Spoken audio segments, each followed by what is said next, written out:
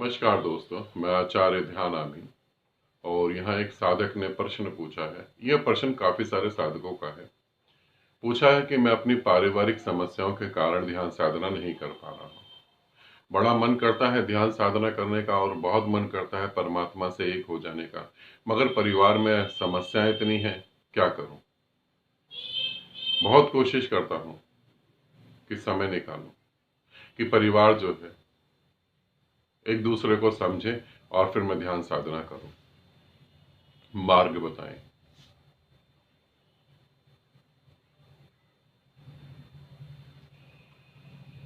मार्ग को बता देना तो आसान है, मगर सुनना थोड़ा मुश्किल होगा। उसकी तैयारी करें। ऐसा कौन सा परिवार है जिसके अंदर समस्याएं नहीं है? ऐसे कितने सारे संत हुए जिनके परिवार में समस्या नहीं थी। क्या तुम्हें लगता है किसी के संत, कोई संत हुआ होगा और उसका परिवार बिल्कुल खुशहाल होगा, कोई प्रॉब्लम नहीं, कोई समस्या नहीं, सब एक दूसरे को समझ रहे होंगे? तो तुम गलत फहमी में हो। परिवार ठीक हो जाएगा तो मैं ध्यान साधना करूंगा, तो तुम कभी भी ध्यान साधना नहीं कर पाओगे। सुनने में थोड़ा अच्छा नहीं लगेगा, मगर सत्य यह है, फिर तुम कभी ध्यान साधना नहीं कर पाओगे। परिवार होता है कुछ व्यक्तियों से, कुछ सदस्यों से मिलकर एक परिवार बनता है, और सभी का अलग अलग दिमाग होता है, और सभी की अलग अलग सोच होती है, सभी के जीवन के अलग अलग लक्ष्य होते हैं। बहन भाइयों के, माता पिता और बच्चों के, पति और पत्नी के। इससे भी गहरे देखो, जिस माँ से हम पैदा होते हैं उस माँ के अलग लक्ष्य होते हैं और हमारे अलग लक्ष्य होते हैं। जिससे हम पैदा हुए हैं, जिस पिता के खून से पैदा हुए हैं, जिस पिता के वीर्य कण से पैदा हुए, उनसे भी अलग लक्ष्य होते हैं।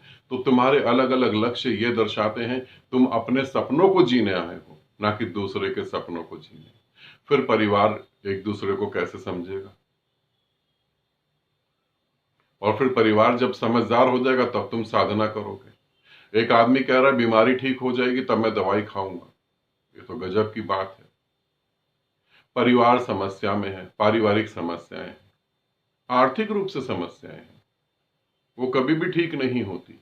आज तुम एक 10,000 रुपए कमा रहे हो, कल 10 लाख कमाओगे, परसों 10 करोड़ कमाओगे, तुम सोचते हो समस्याएं खत्म हो जाएंगी। पैसा जैसे जैसे बढ़ता है उसकी समस्याएं भी बढ़ती हैं। हर चीज के पॉजिटिव और नेगेटिव रिजल्ट होते हैं। पारिवारिक समस्याओं में हम उलझ कहां जाते हैं? पारिवारिक समस्याओं में हम दो कारणों से उलझ जाते हैं, उन कारणों को समझ लें। पहला तो ये कि मैं ठीक हूं और जो मैं कह रहा हूं वही ठीक है। I am right. पहला तो ये है, आई एम राइट, मैं ठीक हूं पूरी तरह से, आप सब गलत हो। ये बहुत बड़ी गलत फहमी है। हो सकता है सामने वाला ही सही हो, आप गलत हो। दूसरा, परिवार के सभी सदस्यों के कर्मों को चेंज करने की ताकत। तुम ऐसा करोगे तो ऐसा हो जाएगा, तुम ऐसा करोगे तो ऐसा हो जाएगा, नहीं, तुम्हें ऐसा करना ही पड़ेगा। तुम्हारे ही कर्मों को कोई बदलने की कोशिश करे तो वह असफल हो जाएगा। कर्म किसी के बदले नहीं जा सकते, कर्म किसी के नहीं बदले जा सकते। इतिहास में एक व्यक्ति पैदा हुआ जिसका नाम था डाकू उंगली मार। डाकू उंगली मार के बारे में बताना चाहता हूं, उसको थोड़ा समझें। डाकू उंगली मार जब पैदा हुआ तो उसकी जन्म कुंडली बनाई गई। उसकी जन्म कुंडली में बताया गया यह हत्यारा है, ये बहुत जनों की हत्या करेगा,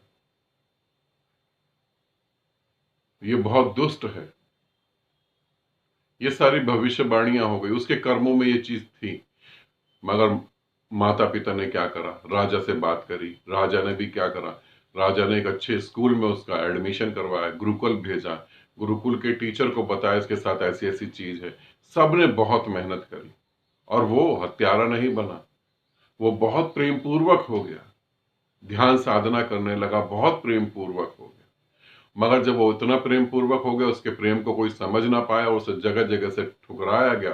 अंततः वो उंगली मार बन गया, डाकू उंगली मार। कर्म तुम नहीं बदल सकते। यदि कर्म बदले जा सकते तो राम रावण के कर्मों को बदल देता और रावण बिल्कुल ठीक हो जाता। शिव ही बदल देते, वो शिव का भक्त था। रावण शिव का भक्त था, शिव तक उसके कर्मों को न बदल पाए, तो समझो गुरु तुम्हारे कर्मों को न बदल पाए और तुम अपने परिवार के कर्मों को, सदस्य के कर्मों को बदलने की सोच रहे हो।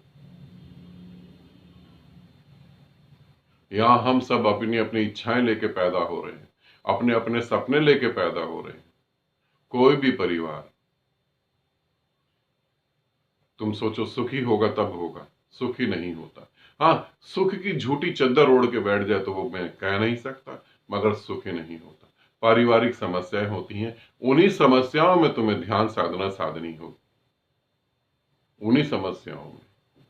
और तुम सोचो कि सब कुछ ठीक हो जाएगा तब साधूंगा, तो वो नहीं हो पाएगा। इन बातों को समझना।